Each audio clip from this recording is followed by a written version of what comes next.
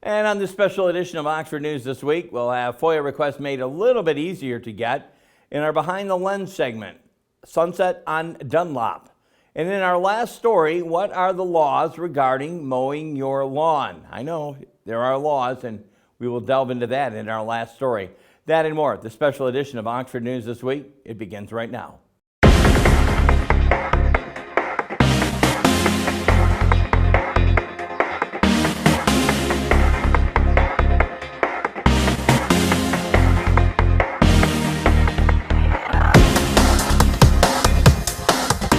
Jumping off to the Oxford Village right away, the Oxford Village Council is attempting to make a process of filing a FOIA easier, quicker for the public by changing some of the request guidelines.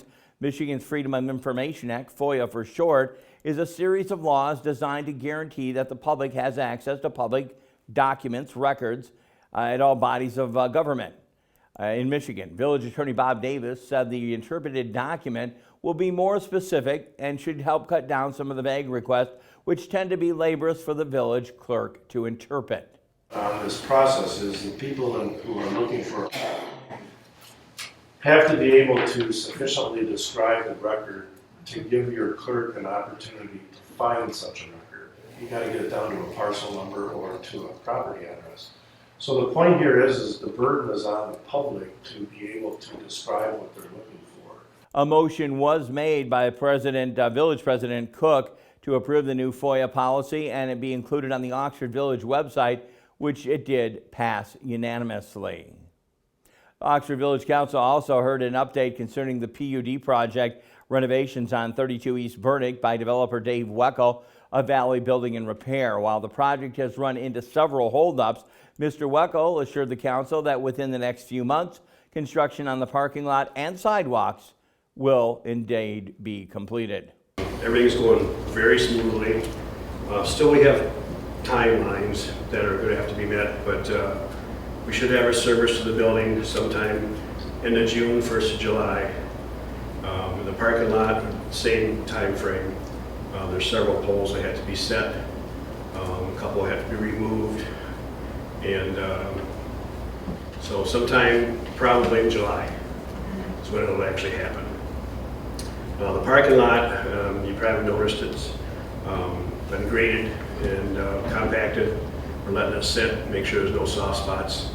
And we're looking to do concrete work. And sometime middle of June, the contractors we've been working with aren't available until then. So we'll do the concrete work first, which includes the sidewalks, curb and gutter. And then they come in and do the asphalt after that. The Village of Oxford also elected a new member to the Oxford Village Planning Commission during their May meeting. Christopher Godstore, who has previously lived in Warren and developed software for General Motors, moved to Oxford well over a year ago. Village President Kelsey Cook asked Mr. Godstore what interests him about Oxford and what interests him about their local government. The reason why I moved to Oxford is Oxford had a very beautiful walkable downtown with shops. They have an arcade there, a movie theater, just things that you don't even see anymore almost any downtown. Like all those cool places have kind of been priced out. I wanted to make sure that what we had was kept sacred, kept special, and that we maintained our beautiful waterfronts, our walkable paths, and maintained our wonderful downtown. Mr. Godstore will begin serving his term with the Village Planning Commission effective immediately. And the long-awaited arrival of the Davis Family Farmers Market opened this past Saturday at the Seymour Lake Park. The festivities began with a ribbon-cutting ceremony for our former Parks and Rec Director Ron Davis in tow, and his family representing the Oxford Chamber of Commerce was our own OCTV's Terry Stiles welcomed a new seasonal business to our community. I want to present to you, thank you for doing business in this community. Thank you for doing what you've done for this community, and the Chamber's proud to have you be part of it, and proud to have this farmers market part of the Chamber. Later in the afternoon at the dedication that was held by the Davis family, current Park and Recs Director Phil Gastonia acknowledged that the tremendous amount of community interest in the project and its building. This is a very important day, not just for the Davis family, but for the community of Oxford. The department had a desperate need for a farmer's market. This place was packed. The vendors were happy, the guests were happy. This is a huge addition to this Oxford community. Oxford Township Supervisor Jack Curtis commented on how far the park has come over the years. I watched this place grow from '94 to now, and I look at this place as a culmination of Ron's legacy for Oxford Township and all of you folks that helped Ron get this park to this position in Oxford today. Ron Davis reiterated how grateful he was to have worked with so many people over the years and shared his vision for the park since its beginning. It's one thing to sell a vision, it's another thing to follow through with your word and get people to buy into it. I'm so gracious and lucky that my family rode that way with us, and then to get the commissioners and the community, the township board, it was truly a blessing. It was so nice to come back here this morning and just drive through the park and just take it all in, because it is truly deep in my heart, even though we live up north now. I think about it always. I miss it dearly. I miss all of my friends. The Davis Family Market will be open Saturdays, rain or shine, from 9 a.m. to 2 p.m. through October 28th. And of course, that is outside our studios here at the Seymour Lake Park. Come on down and put some good stuff under your table with this new venture from Oxford Township. A group of families won a key court victory on Friday in an effort to pin some responsibility on the Michigan School District for the shooting that left again 4 students dead, 7 others wounded in 2021. The families can now pursue claims that the Oxford District pushed Ethan Crumbley closer to violent actions when it was threatened to contact child welfare authorities, and his parents quickly put the teenager in counseling, should have put the teenager in counseling. A federal judge said the allegations are sufficient to withstand dismissal, though it would still need to be developed through deposition and interviews and other evidence. U.S. District Judge Mark Goldsmith, who dismissed other portions of the lawsuit allegedly left civil rights violations by Oxford District, is at an early stage. It's similar but separate lawsuit in the state court was dismissed in March based on the governmental immunity.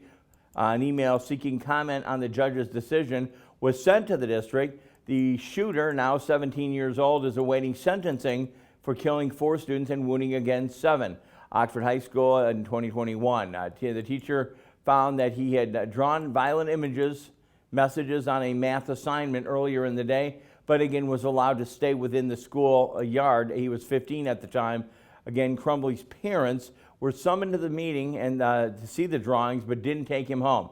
In the high school backpack, which he had the gun and ammunition, was never even inspected. James and Jennifer Crumbley are now facing charges of involuntary manslaughter. They're not accused of knowing that the shooter would commit the crime, but prosecutors said they made the gun accessible to him at home, and it also failed to get him mental health treatment when requested. Oxford Township was represented Wednesday morning at the National Peace Officers Day annual awards ceremony conducted by the Oakland County Sheriff's Office. Singing sensation Ava Swiss, Oxford graduate, 2022 graduate, who also sang on America's Got Talent. We've met her a few times.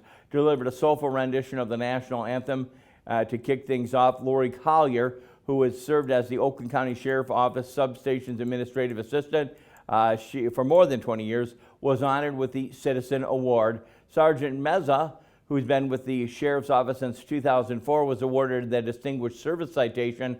Deputy Pat Jens, who has been with the Sheriff's Office since 2002, was awarded a life-saving citation. Deputy Jens played a critical role in helping save the life of Andrew Page, a 41-year-old Oxford Township resident who suffered a cardiac arrest in October of 2022. Sergeant Meza and the Deputy Reynolds Grant, along with 3 other deputies, John Mozak, Aaron Allen, and Patrick Van Biesbrock, were awarded special commendation citations for that October rescue. Again, the deputies were dispatched, this was a separate incident, were dispatched with a person with a weapons violation. The suspect posted pictures online with a firearm and was making threats. So these deputies identified the suspect. making the threats, and searches revealed the suspect had means and ability to carry out such threats. Due to the exhaustive teamwork and reacting immediately, the tip and potential shooting was prevented. A donation to help prepare the next generation. Thanks to the Oxford Fire Department and the Oxford Township Board of Trustees, future firefighters. On Tuesday afternoon, firefighter EMT instructors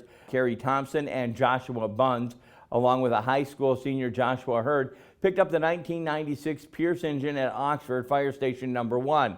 The decommissioned truck was donated to the William D. Ford Career Technical Center following a recommendation from Fire Chief Matthew Majestic that was unanimously approved by the Township Board on May 10th. Engine number 3 served as Oxford for quite some time until it was taken out of service back in 2021 after it could no longer pass DOT inspections for emergency use. Having the truck will provide William D. Ford Career Technical Center students a variety of hands-on learning experiences, including pumping water, deploying fire hoses, and using extrication tools. Good job on the donation. Coming up real soon, again, you don't want to miss this one, NOHAZ collection coming up on June 3rd. Safety responsibility to dispose of your household hazardous waste comes up on June 3rd. That'll be at the Oxford Middle School, 1420 Lakeville Road. The event will run from 8 a.m. to 2 p.m. Please register online by visiting their nohaz.com website. NOHAZ events are free to the public, Oxford Township, Oxford Village, and again, there's no fee to dispose your household hazardous waste.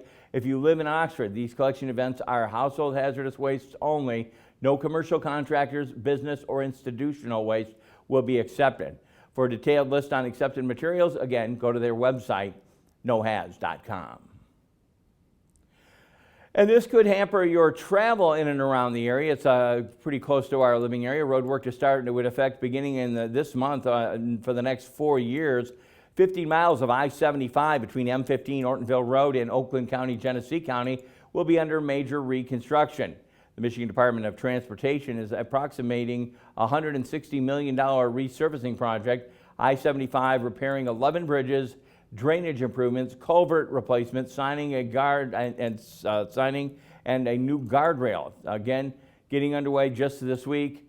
Near Davisburg and Holcomb Roads will be closed over I-75 for bridge repairs.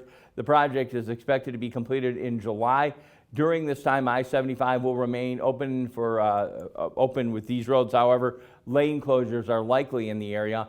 Again, this is going to be a complete project that's going to stem over the next few years. You just might want to be aware of it. You can always log on their website at mot.gov. In our last story today, what is the law regarding your mowing your lawn? That'll be at the end of our newscast. Stay there. Right now, though, we'll have more coming up on Oxford News This Week. You, again, are watching Oxford Community Television.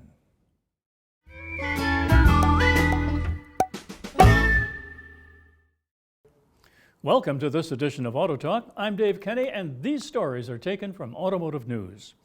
GMC is adding a top-end off-road AT4X trim to the 2024 heavy-duty Sierra pickup starting this fall. The AT4X trim already is offered on the Sierra light-duty full-size pickup and the Canyon mid-size pickup.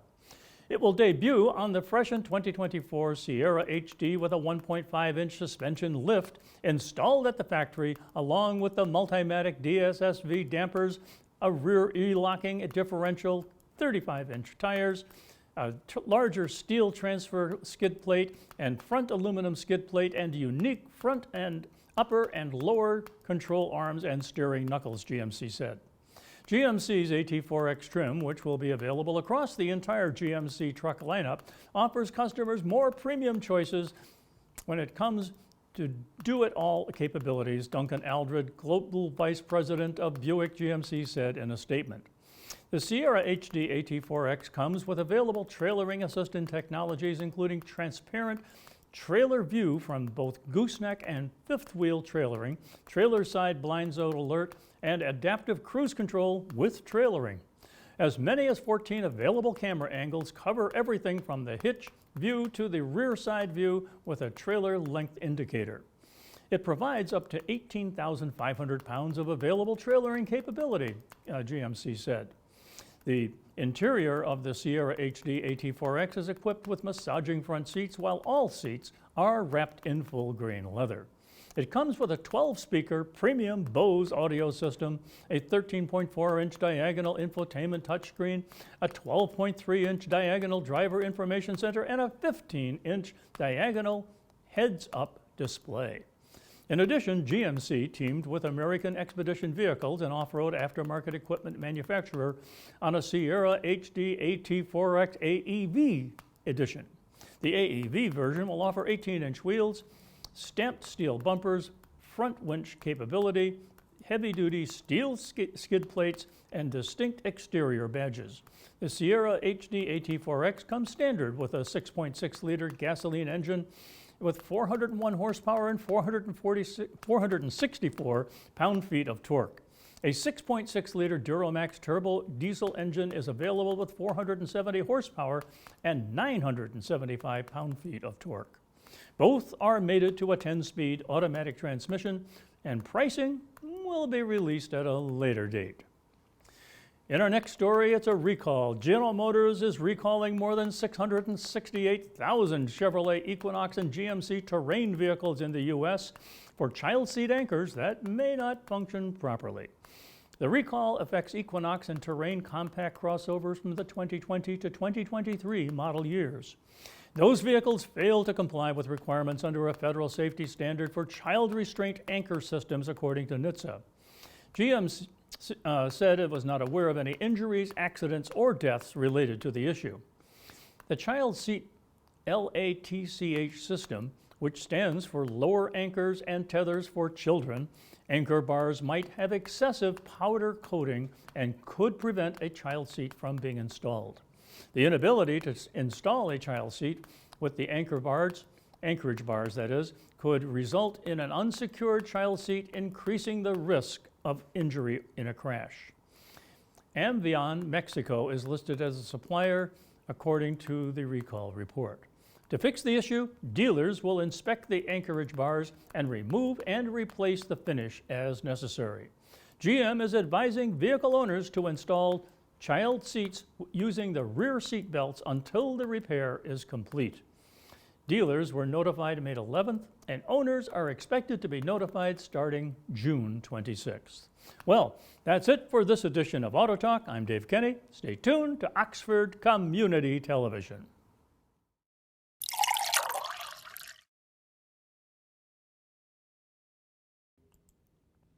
Welcome back to Oxford News This Week, and in our sports announcements, Oxford High School senior Miranda Winemko has a record that she has been known to steal in 4 years of varsity girls basketball. She had stolen 113 times opposing offenses.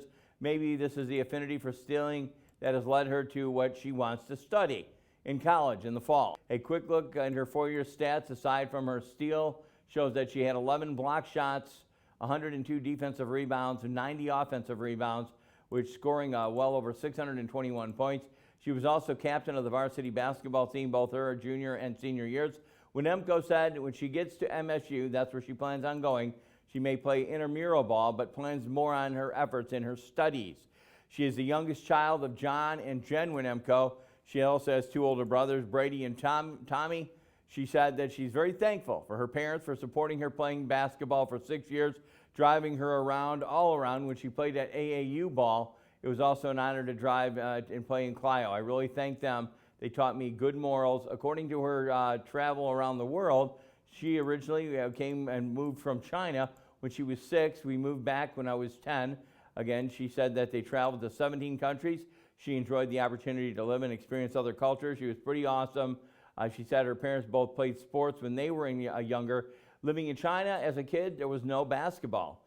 Again, when they moved back, they really wanted to play in American sports. So she had Mr. Jake Trotter, a 6th grade teacher, help her out, and then she began her basketball career. Congratulating Miranda as she goes on to MSU. And again, her grandparents used to watch our broadcasts on Roku. In baseball action, varsity baseball has had a solid start for their season, currently 11-6 at the midway point. The Wildcats have recorded double sweeps in all the 3 of the doubleheaders, thus against Almont, Berkeley, and Port Huron. Oxford has played 3 3-game series thus far, won 2nd of the 3rd, 2-1 versus Troy, 2-1 versus Rochester, and 1-2 with Clarkston. The Wildcats currently sit in the middle of the OAA Red League, standing at 3-4 league. The team currently is in the midst of a 3-game series with Lake Orion. We'll have the results next week. Boys golf is the only spring sport that, again, is in its early part of its competition. They have completed at least 3 tournaments so far, 2 matches. One of the tournaments at the OAA White and Blue League tournament was a very successful one for the Wildcats. Oxford took home the first place in this event with an impressive team score of 312. Despite the inclement weather conditions, the team rallied on and played the Classic on Friday. In lacrosse, the boys lacrosse team is 2/3 of the way through their season with a 6-6 record. As the 2023 campaign rolls on, they're playing .500. The Wildcats currently sit in the 2nd place in the OAA White League, again 3-2 in the league record. Oxford has strong showings in defense improvements under the year of Coach Noah Grove. The team finishes the league with their Thursday win when they head to Troy Athens. In girls lacrosse, we've had a few of these games on our TV. The girls lacrosse team currently sits at 5-6 overall for the season. The Wildcats have played a competitive non-league schedule, which is helpful for getting them ready for a 5-1 overall in the league. They are 5-1 in the OAA White League record, according to OAA. Oxford sitting in 2nd place alone. Again, they take on Adams in upcoming play at the Adams Highlanders. Again, come and definitely see how they play that one out. The Oxford girls soccer team has a very strong season thus far. Oxford is now 7-3-3 overall in the season. The Wildcats have played very strong non-league competition, including the number 2 ranked Northville Mustangs with a number 9 ranked Anchor Bay Tars, both of whom the Wildcats tied at 1-1. Oxford finished the OAA White League at play at 5-1-1, the record which helped them claim at least the share of the first place in the league. Depending on how the 2 other leagues' results play out, again, that'll depend on where Oxford will fall. The team next game is Monday on the road. They'll be in Bloomfield Hills for that. On a cold, drizzly Saturday afternoon, almost 1,000 high school athletes competed, though, at the Oxford High School, the 60th annual Elmer Ball Invitational Track Meet. The athletes represented most 27 schools from around the state. Oxford varsity girls took 3rd place overall with a score of 59.5. Mercy High School finished at 71, followed by West Bloomfield High School at 62. The varsity boys from Oxford finished 5th place overall with a score of 44.5. Lake Orion School won that 83 points just south of us. Both the boys and girls varsity track and field teams from Oxford High School also lost their dual meets against Clarkson. That was in early May. As of again the writing of this newscast, the girls' record now 2-2 in the OAA. The boys were 1-3. The Wildcats competed in Farmington. The Invite Twilight 3200 on Saturday. They compete at the OAA Red-White Championships in Rochester. Adams, that'll be up and coming on the prep for the MHSAA Division I LP Region 9 meet in Milford High School, and that's going to take place later in the mid part of this month. Again, we'll have those results next week. A lot of your spring sports are wrapping up. We will still have sports on OCTV. We will be playing senior softball, U14 and U12 softball. We'll be covering that here at OCTV. I'll be back with the last story. We'll have that up. It's all about mowing your lawn. We'll have that coming up next on OCTV. Stay there, don't go away.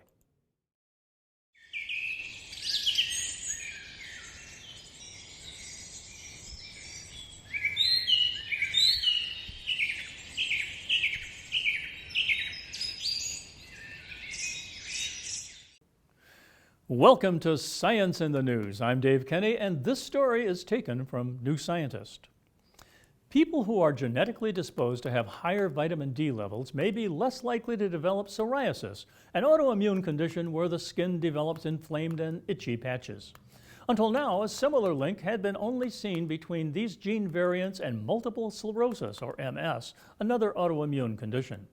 In many countries, people are advised to take vitamin D supplements, especially if they get little sun exposure, because the vitamin is made by skin cells in response to ultraviolet light.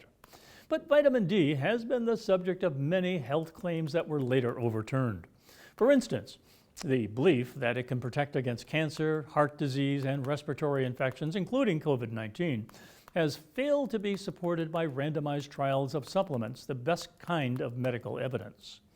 Vitamin D has been proposed as having effects on everything under the sun, says Stephen Burgess at the University of Cambridge. Now, Burgess's team has used a different kind of study to investigate vitamin D's potential benefits. Called Mendelian randomization, it uses random genetic variation in people's natural vitamin D levels to stand in for the randomization process used in trials of the supplements, for example, if participants are randomly assigned to take vitamin D or a placebo. There are at least 4 sites in our DNA where different genetic variants influence people's natural vitamin D levels. The new analysis used genetic data on these variants and health records from more than 300,000 participants in UK Biobank, a large study that analyzed people's DNA and their health.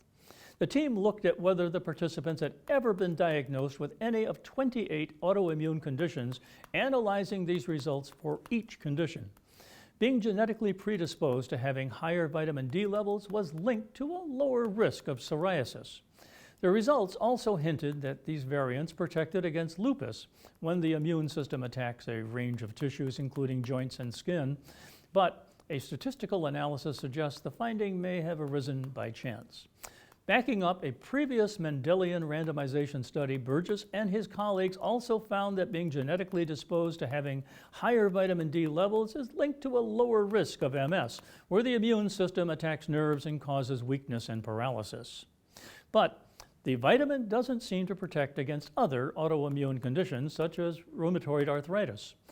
This may be because these different conditions are driven by different branches of the immune system, says team member Shisheng Stephen Zhao at the University of Manchester in the UK.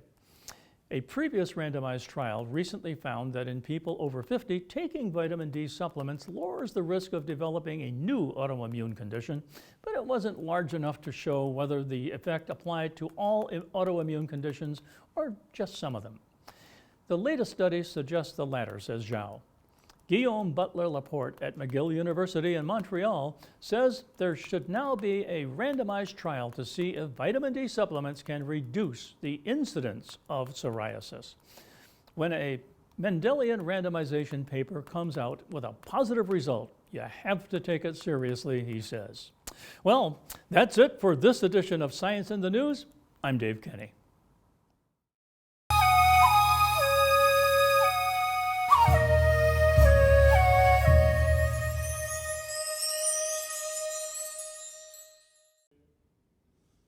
Welcome back for our last story. What is the law in Michigan regarding mowing your lawn? Well, in Michigan, there's no state legislature forbidding a citizen from blowing their grass clippings onto the roadway. However, one township did create a city ordinance about the specific issue in 2019. Sumter Township in Wayne County created an ordinance 7.13, which makes blowing grass clippings onto the street a misdemeanor with a fine of possible jail time. While grass clippings on the road may seem trivial to four-wheel drivers, they can pose a potential dangerous happening for motorcyclists, also bicyclists. It can also be a tremendous for non-motorized cycles. In 2019, the article from the newspaper actually said motorcycle drivers were interviewed and described driving over grass clippings as akin to hitting a patch of ice. With the wrong move, it could actually trigger a complete wipeout. What can one do? Your grass clippings, you can leave your clippings on the lawn, otherwise known as grass cycling. The grass clippings can provide nutrients to your lawn and help soil and retain moisture, compost, or you can even donate them to those wanting to use them for mulch. Once again, it's not a law to blow them into the street, but probably not a very courteous thing to do either. With that, we thank the news gathering sources of the Downtown Oxford DDA, the Charter Township of Oxford, Village of Oxford, the Oakland Press, the Oxford Leader Facebook page. Also, credits go to CJ Carnacchio for photos. Also, the Oxford Leader. Also, OCTV can be viewed on Spectrum Charter Channel 191, Channel 99 on the ATT Uverse system, YouTube, Rumble, and Facebook. You can even download the Roku app and watch OCTV programming there. OCTV is also available to local groups producing public service announcements. If you have a show idea, maybe you want to volunteer, give their office a call at 248-628-9658. Thanks to the producer and director today. Oh, yes, he's been back there doing it all. Kyle Snage, videographer Al Campbell. Our editor, Marissa Haruska. I said it right. Program coordinator Dan Zweiss, program director Connie Miller, and station manager Terry Stouse. For everyone here at OCTV, I'm Jim Hughes. Hoping you have a safe week, and I invite you back next time. And again, we will take a look at Oxford News this week.